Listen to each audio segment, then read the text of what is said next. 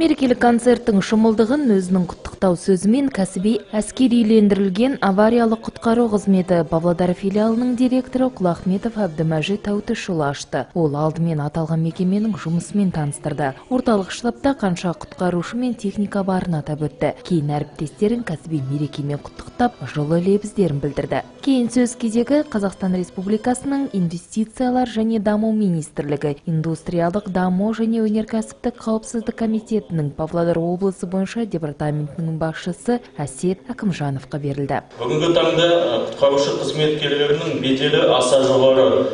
Бұл жауапты да қиын мамандықты игеру кез келген адамның қолға бермейтін іс. Себебі сала мамандардың өз істерін абыроймен атқаруы құтқарылған адам өмірмен өлшенеді. Сіздерді кәсіби мерекелеріңізбен шын жүректен құттықтаймын. Баршаңызға ауыр да адал еңбектеріңіз үшін шынайы алғысымды білдіремін. Тәуелсіз еліміздің өсіп өркендеп гүлдену жолында жаңа табыстарға жете беруіңізді тілектеспін.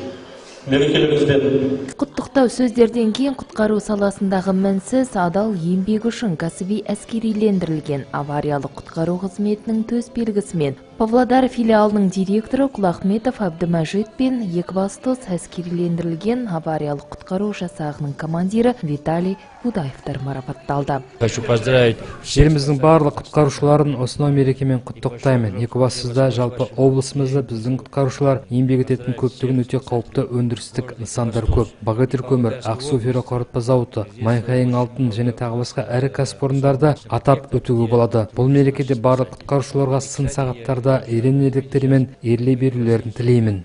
Салтанатты жиын барысында төтенше жағдайлардың алдын алуда, құтқару операцияларына белсенді қатысқаны үшін тағы да бір топ сала мамандар мадақталды. Еңбек ардагерлері де бұл күні назардан тыс қалмады. Оларға ақшалай тарту жасалды. Сондай-ақ түрлі жарыстарға қатысып, жүлделі орындарға ие болған бөлімшелерге де марапаттар берілді. Кәсіби мереке иелерінің құрметіне жергілікті өнерпаздар тамаша ән-биден шашу шашып, салтанатты кештің сәнін кіргізді. Инара Бенова, Резабек Жақыпов, арнайы жаңалықтар үшін.